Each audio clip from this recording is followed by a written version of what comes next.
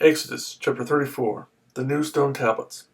The Lord said to Moses, "Chisel out 2 stone tablets like the first ones, and I will write on them the words that were on the first tablets which you broke. Be ready in the morning, and then come up on Mount Sinai. Present yourself to me there on top of the mountain. No one is to come with you or be seen anywhere on the mountain.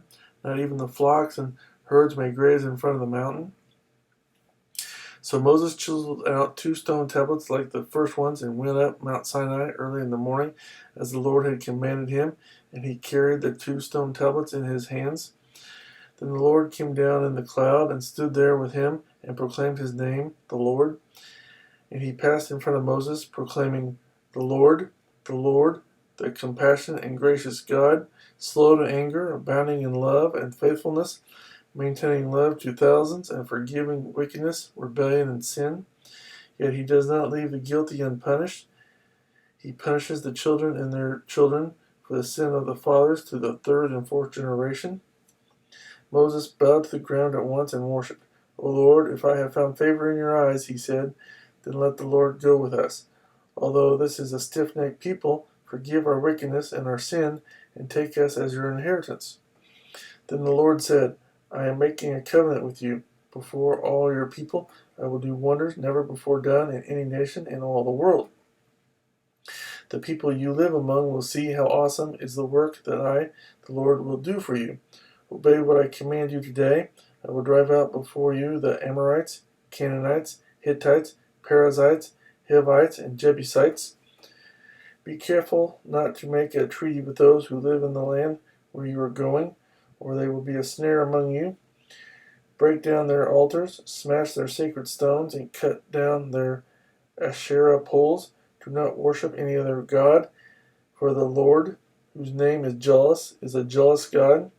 Be careful not to make a treaty with those who live in the land, for when they prostitute themselves to their gods and sacrifice to them, they will invite you, and you will eat their sacrifices. And when you choose some of their daughters as wives for your sons, and those daughters prostitute themselves to their gods, they will lead your sons to do the same. Do not make cast idols. Celebrate the feast of unleavened bread.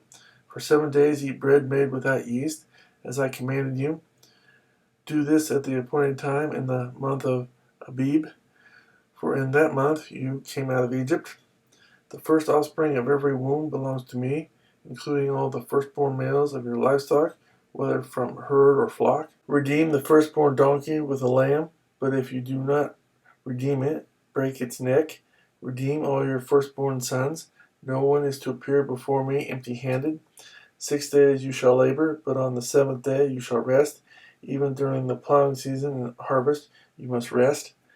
Celebrate the Feast of Weeks with the first fruits of the wheat harvest, and the Feast of Ingathering at the turn of the year.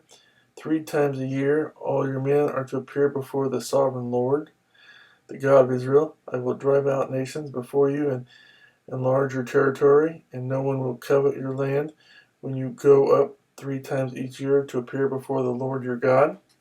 Do not offer the blood of a sacrifice to me along with anything containing yeast, and do not let any of the sacrifice from the Passover feast remain until morning. Bring the best of the first fruits of your soil to the house of the Lord your God. Do not cook a young goat in its mother's milk." Then the Lord said to Moses, "Write down these words, for in accordance with these words I have made a covenant with you and with Israel."